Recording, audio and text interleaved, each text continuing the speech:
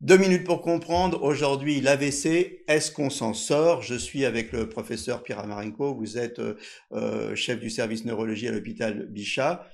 Comment on s'en sort aujourd'hui de l'AVC? Est-ce que les chiffres sont bons? Alors, l'AVC, c'est l'une des maladies les plus graves qui existent, mais on peut en guérir.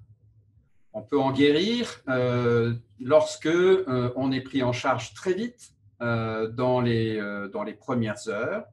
Euh, on a 3 heures et on peut étendre jusqu'à 6 heures pour donner un traitement spécifique pour déboucher une artère, soit avec un médicament, soit en capturant le caillot. Et ça permet une guérison, ces techniques-là, mais aussi l'évolution naturelle des choses, permet une guérison dans environ 40 à 60% des cas quand même. Guérison, ça veut dire qu'on récupère toutes ses facultés. On récupère quasiment toutes ces facultés ou toutes ces facultés dans 40 à 60% des cas.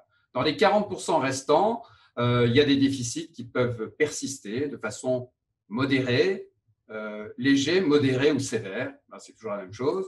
Sévère, environ 20% des cas, et il y a 10% de gens qui décèdent de leur AVC. Donc, voilà les pourcentages de guérison et de séquelles que l'on peut avoir. Les séquelles nécessitent évidemment une prise en charge en rééducation. Ça, c'est environ 40% des gens qui doivent passer transitoirement en rééducation.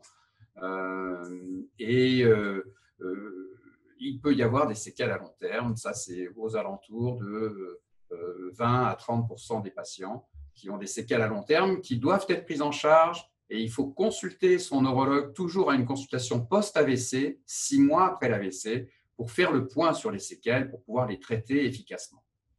Voilà, l'AVC, il y a de l'espoir. En tout cas, on peut s'en sortir.